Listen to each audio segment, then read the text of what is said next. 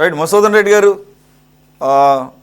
So I mean first thing first, are you welcoming and I mean congratulating I mean government at least పర్సనల్గా కాకపోయినా? లేదు, యాక్చువల్గా ఈ award అనగానే నాకు జగన్మోహన్ రెడ్డి గారు గుర్తొచ్చారు. ఒకసారి ఏదో ప్రెస్ మీట్లో ఏదో సెకీ విషయంలో ఇస్తే ఏమన్నా సన్మానం చేయాలి, అవార్డు ఇవ్వాలని చెప్పేసి, మరి అక్కడేమో ఈయనకి ఇచ్చారు పోయి. So what you say sir? Sir, ముందుగా business reformer of the year award అందుకున్నటువంటి మన గౌరవ ముఖ్యమంత్రి వర్యులకి నా శుభాకాంక్షలు ఉంటాను సార్. సార్, నాకు కూడా ఒక 2 days బ్యాక్ ఒక యూనివర్సిటీ నుంచి ఫోన్ వచ్చింది సార్. ఒక యూనివర్సిటీ అంటది, నాకు ఫోన్ వచ్చింది. ఏమంటే, మసూదన్ రెడ్డి గారు నీకు డాక్టరేట్ ఇస్తామంటే ఏం చెప్తారు? ఎందుకయ్యా, నేను చదువుకున్న ఇంజనీరింగ్, డాక్టరేట్ నాకెందుకంటే అదేముంది సార్, 1.5 లక్షల రూపాయలు సార్ మీకు ఇచ్చారంటే మీకు డాక్టరేట్ ఇచ్చేస్తా, మీరు డాక్టర్ మసూదన్ రెడ్డి అని పెట్టుకోవచ్చు అన్నారు. నాకెందుకయ్యా స్వామి, నాకు అవసరం లేదని చెప్పా. ఎందుకంటే అదే అటువంటి పరిస్థితులు కూడా ఉన్నాయి. అంటే నేను దీన్ని ఎగ్జాంపుల్ చెప్తున్నాను. ఇప్పుడు నాకు ఎదురుపడినటువంటి ఎగ్జాంపుల్ చెప్తున్నాను. కానీ చంద్రబాబు నాయుడు గారు ఈ అవార్డు నా ఒక్కడికి రావట్లేదు, రాష్ట్రానికి అందరికీ ఈ అవార్డు వచ్చింది అని చెప్పని కోట్ చేస్తున్నాడు. దయచేసి చంద్రబాబు నాయుడు గారికి మీ ద్వారా తెలియజేస్తున్నా, సార్ నమస్తే, నాకు ఈ అవార్డు వద్దు సార్, మీరే ఉంచుకోండి సార్ ప్లీజ్. ఎందుకంటే నేను కూడా ఒక రాష్ట్రంలో ఒక మొక్కని, ఒక చిన్న చుక్కని, అందువల్ల దయచేసి నాకు వద్దు సార్ ఈ అవార్డు. ఎందుకంటే ఈ అవార్డు ఎందుకు వచ్చిందో ఖచ్చితంగా మనం చెప్పాల్సిన అవసరం ఉంది. చంద్రబాబు నాయుడు గారికి ఎందుకు ఇచ్చారు? జ్యూరీ కావచ్చు, లేకుంటే పత్రిక కావచ్చు, ఇంకెవరైనా కావచ్చు, ఏమైనా కావచ్చు, అవార్డులు రిఫార్మర్స్ ఏమొచ్చాయి, ఆ రిఫార్మర్స్ వల్ల మన ఫార్మర్స్ కి, మనకున్నటువంటి ప్రజలకి ఏమి లబ్ధి చేకూరింది అనేటువంటిది మనం ముఖ్యంగా ఆలోచించాలి. సరే, మనం ఒక పని చేస్తున్నామంటే, ఆ పనిలో కష్టపడుతున్నామంటే, ఆ పనిలో వచ్చేటువంటి అవుట్పుట్, మెయిన్ అవుట్పుట్, దానివల్ల మనకు మన రాష్ట్రానికి, మన రాష్ట్రంలో నివసించేటువంటి ప్రజలకి జరిగేటువంటి ఫలితం ఏంటి అనేటువంటిది మాత్రం మనం ఆలోచించాలి. ఇప్పుడు బిజినెస్లు వస్తున్నాయి, 1000 కోట్లు వస్తున్నాయి, లక్షల కోట్లు వస్తున్నాయి. ఏది చంద్రబాబు నాయుడు గారు డైరెక్ట్ 21 లక్షల కోట్లు అన్నాడు. 21 లక్షల కోట్లు పెట్టుబడులు తెచ్చినటువంటి చంద్రబాబు నాయుడు గారు ఈ రోజు రాష్ట్రంలో ఆ పెట్టుబడిని ఎక్కడ దాచిపెట్టాడో అనేటువంటిది మనం ఆలోచించాలి. సరే, ఇంత పెట్టుబడులు వస్తున్నాయి, ఈ జూరీ ఇస్తుంది కదా, ఈ అవార్డులు ఇస్తుంది, జూరీ ఎంపిక చేసింది. మరి ఈ 18 నెలల్లో 1,76,000 కోట్ల రూపాయలు ఈ రాష్ట్ర ప్రభుత్వం అప్పు చేసిందంటే, ఈ రాష్ట్ర ఇంత అప్పు చేయాల్సిన, ఇంత ప్రగతి పథకంలో నడిపిస్తున్న చంద్రబాబు నాయుడు గారు, తప్పన సృష్టిస్తారన్నటువంటి చంద్రబాబు నాయుడు గారు ఇంత అప్పులు చేయాల్సినటువంటి అవసరం ఈ జూరీకి కనబడలేదా అని అడుగుతున్నాను మీకు. నిజంగా చంద్రబాబు నాయుడుకి ఎందుకు అవార్డు ఇచ్చారో అనేది మాత్రం నాకైతే సుస్పష్టంగా చెప్పగలుగుతాను. ఎందుకంటే ఈయన అంబానీకే ఒక వ్యాపార మెళుకులు నేర్పించాడంట. అప్పుడు నేను చెప్పింది కదా సార్, చంద్రబాబు నాయుడు గారు చెప్పిందే, అంబానీకే నేను ఈ వ్యాపార మెళుకులు నేర్పించారన్న ఒక మాట చెప్పాడు.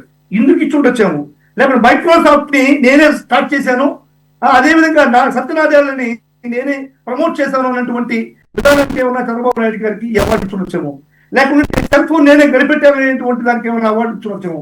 లేకుంటే హైదరాబాద్ నేనే కట్టానన్న దానికి ఏమైనా అవార్డు ఇచ్చి ఉండొచ్చేమో. లేకపోతే కరోనా వ్యాక్సిన్ కనుక్కున్నది నేనే అనేటువంటి దానికి ఏమన్నా ఈ అవార్డు ఇచ్చి ఉండొచ్చేమో. కానీ చంద్రబాబు నాయుడుకి మాత్రం ఈ అవార్డు రావడం అనేటువంటిది, ఈ రాష్ట్రానికి ఈ అవార్డు రావడం అనేటువంటిది మాత్రం నేను చాలా హ్యాపీగా ఫీల్ అవుతున్నాను సార్. చంద్రబాబు నాయుడు నేను ఇంకోసారి కూడా నేను కంగ్రాచులేషన్ తెలియజేస్తున్నాను. ముఖ్యంగా సార్, బిజినెస్ వస్తున్నాయి సార్. ఇప్పుడు మన రాష్ట్రానికి సూటబుల్గా ఉన్నటువంటి బిజినెస్ ఏంది, మన రాష్ట్రంలో ఉండేటువంటి స్థితిగతులు ఏంటనేటువంటి చంద్రబాబు నాయుడు గారికి అవగాహన ఉందా లేదనేటువంటిది మనం ఒకసారి మనం చర్చించుకోవాల్సిన అవసరం ఉంది. మన రాష్ట్రంలో 66% ఇంచుమించుగా రైతు కుటుంబాలు ఉన్నాయి సార్. రైతులు ఈ యొక్క వ్యవసాయం మీద ఆధారితమైనటువంటి రాష్ట్రం మన ఆంధ్రప్రదేశ్ రాష్ట్రం. ఆహారానికి సంబంధించినటువంటి ఈ ఫుడ్ ప్రొడక్ట్స్ కి ఏ విధంగా మనం మేలు చేకూర్చా, ఏ బిజినెస్, ఏ సంస్థలు ఇక్కడికి వస్తే ఈ రైతులకి మేలు జరుగుతాయి, ఈ ఫుడ్ ప్రాసెస్ కి మేలు జరుగుతాయి, మనం పండించే పంటలకి మేలు జరుగుతున్నటువంటి అవగాహన లేకుండా గూగుల్ డేటా సెంటర్ తెచ్చుకుంటే రైతులకి ఏమో ఉపయోగపడుతుంది సార్.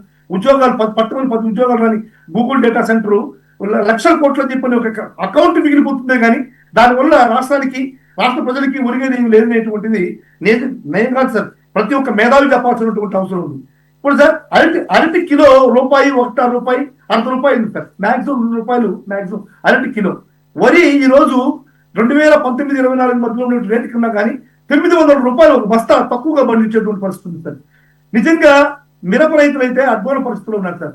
అదేవిధంగా వేరుశనగ రైతులు దేనావస్థలో ఉన్నారు సార్. పత్తి రైతులు ఆత్మహత్యలు చేసుకున్నారు సార్. శనగ రైతులు ఏ పరిస్థితుల్లో ఉన్నారో అర్థం కావట్లేదు సార్.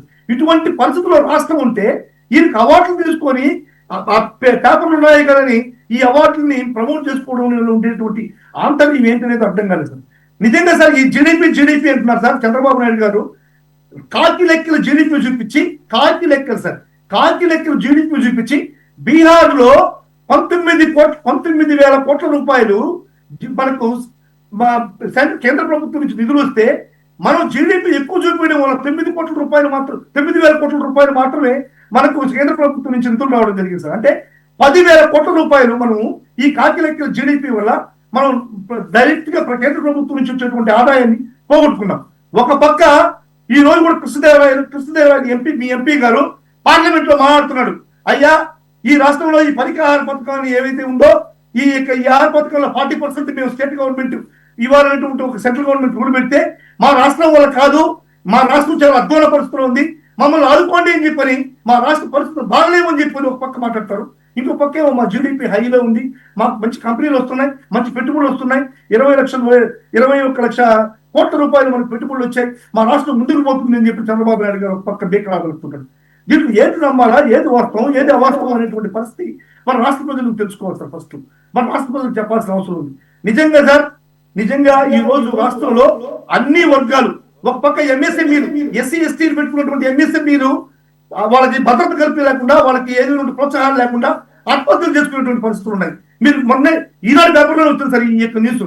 ఎంఎస్ఎంఈలు ఆత్మహత్యలు చేసుకునే పరిస్థితులు ఉన్నాయి. ఇటువంటి పరిస్థితుల్లో రాష్ట్రం ఉంటే మాకు పెట్టుబడులు వచ్చేసినాయి, రిఫార్మర్ అంటూ అన్నిటినీ కలగాపులగం చేసేయొద్దు. ఇక్కడ మేము ఆర్థికవేత్తలం కాదు సార్, దేనికి దాన్ని సెపరేట్ చేసి మీకు ఆన్సర్ చేయడం.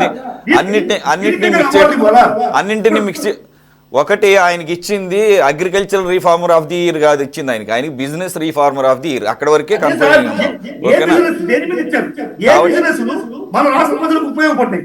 ఆయన తెచ్చిన బిజినెస్ ఏంటి, ఆ బిజినెస్ లో మన రాష్ట్ర ప్రజలకు ఉపయోగపడింది ఏంటి, ఒరిగింది ఏంటి అని చెప్పాలా. అదే సార్ కాకి లెక్కలు వేసుకొని కాకమ్మ కబుర్లు చెప్తే రాష్ట్ర ప్రజలకు నష్టమే కానీ కష్టాలే కానీ మేము జరగదు. Okay sir. సో మొత్తానికి ఆంధ్రప్రదేశ్ ప్రజల్ని మోసం చేసినట్లు ఎకనామిక్ టైమ్స్ని అక్కడ జ్యూరీలో ఉన్న వాళ్ళందరినీ కూడా కాకి లెక్కలతో ఆయన మోసం చేశాడు. కాబట్టి అవార్డు కోసం ఆయన ఎప్పుడు నాకు అవార్డు కావాలని ఆయన వెంట అయితే విన్నాను, జగన్మోహన్ రెడ్డి గారి వెంట అయితే విన్నాను. కానీ ఆయన ఇంకోటి ఈరోజు వచ్చిన తర్వాత కూడా ఆయన అవార్డుని చాలా క్లియర్గా ఇది it belongs to the whole state అని కాదు, అందే మీకు నాకు కాదు అంకితం చేసింది. ఒక్క నిమిషం సార్, మనకు కాదు ఆయన ఆపాదించింది. The credit goes not only to me, to all the officers, to all the stakeholders, to all the IAS IPS officers అని చెప్పేసి వాళ్ళకి చెప్పింది. అధికారులకి కూడా ఆయన ఆ క్రెడిట్ ఇచ్చారు. అంతే తప్ప అఫ్కోర్స్ మనం కూడా తీసుకోవచ్చు, మీరు వద్దంటున్నారు కాబట్టి వేరే విషయం. సార్ బాజీ గారు ప్లీజ్.